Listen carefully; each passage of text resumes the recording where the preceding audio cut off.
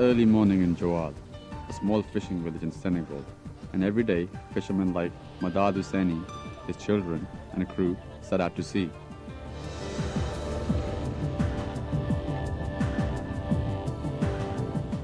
Senegal's fishing industry is on the decline because the fish stocks are decreasing.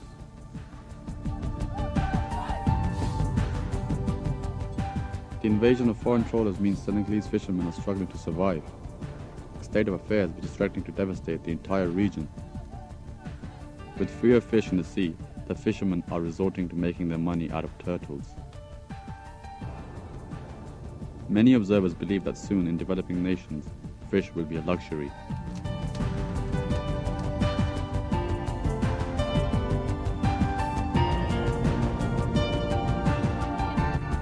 For countries like Senegal, this would be a catastrophe.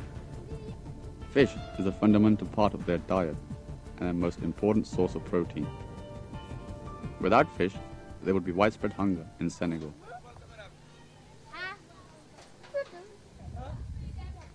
Madad Husseini lives with his 3 wives and 20 children.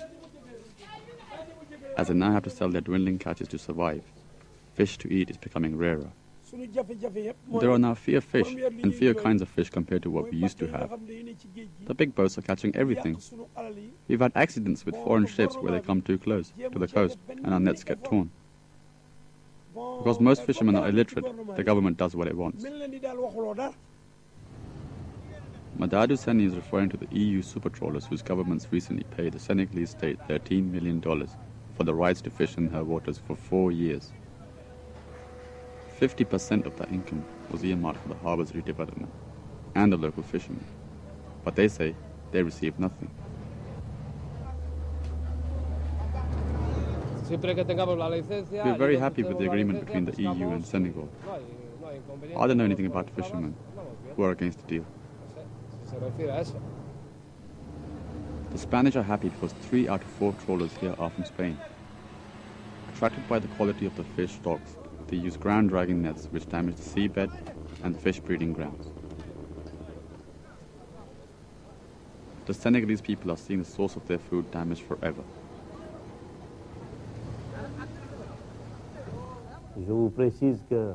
I assure you that the contract between the European Union and the Senegalese government was very responsibly negotiated. Fishing isn't a luxury for us. It means life or death.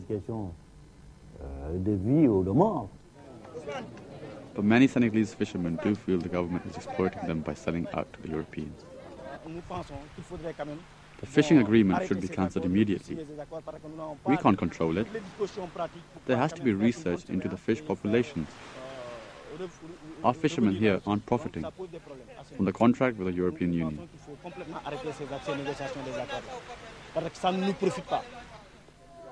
According to the contract, the European trawlers are allowed to fish within Senegal's 300-mile territorial waters, but must leave 12 kilometers to the 11,000 traditional fishing canoes.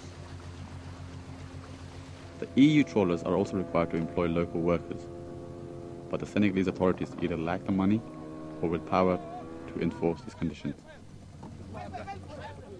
The indigenous fishermen are furious that it's becoming more and more difficult for them to earn their living.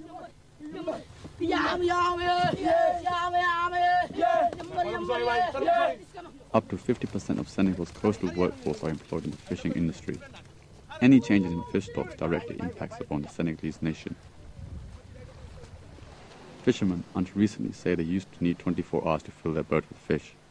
Now they have to be at sea for up to 10 days to secure the same size catch.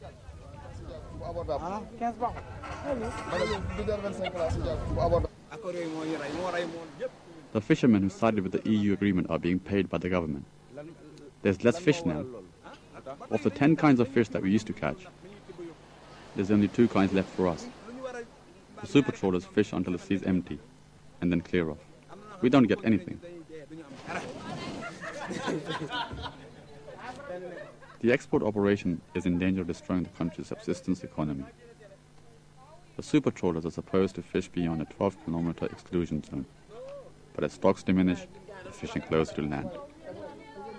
In the fight for fish, there have been accidents between the Senegalese and European boats.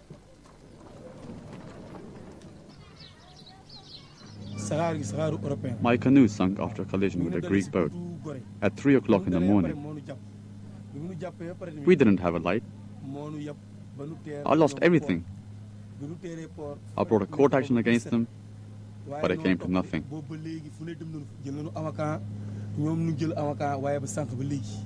If we have a collision with one of the big ships, they often turn their lights off, so we can't recognize them and they can't be identified. We lose our boats, our nets, simply everything, and we can't do anything about it. Over 50% of fish consumed in Europe comes from third world countries. Around 1,000 trawlers from the EU regularly fish off the coast of Africa. The EU had negotiated 15 fishing agreements to secure valuable access to fish stocks, but now some African countries are not renewing these agreements and are investing in their own industries. But it may be too late. The United Nations Food and Agriculture Organization estimates that 70% of conventional fish species may have been wiped out.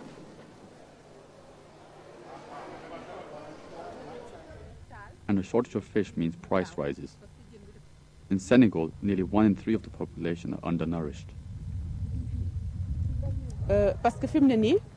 Just before the rainy season, there's a lack of fish, particularly sardines.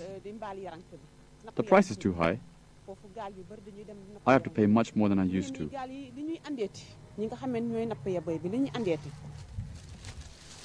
Some accuse the government of having no vision and say that in return for greater exports, all they're creating is a nation of hungry people.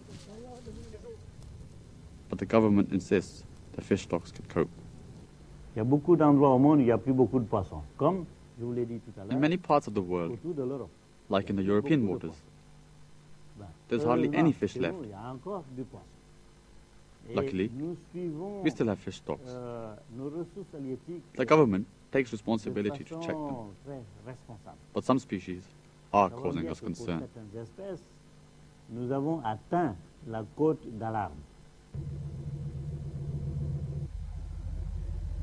This is a survey ship, which is funded by the European Union. Its official role is to regularly check the fish stocks near the Senegalese coastline. But all the technology in the world can't account for how the data is used. The Oceanographic Institute in Dakar only quotes data, processed fish, and doesn't include the large quantities of undersized fish which are discarded.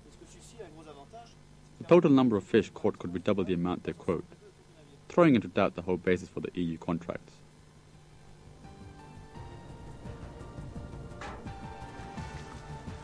Meanwhile, the European Union keeps a low profile and says their catch doesn't harm the local industry. But it's clear to observers that fish in Senegal is becoming scarcer. When so much of the country survives on fish and fishing, it seems a false economy and unwise at best to allow someone else to take their lifeblood away.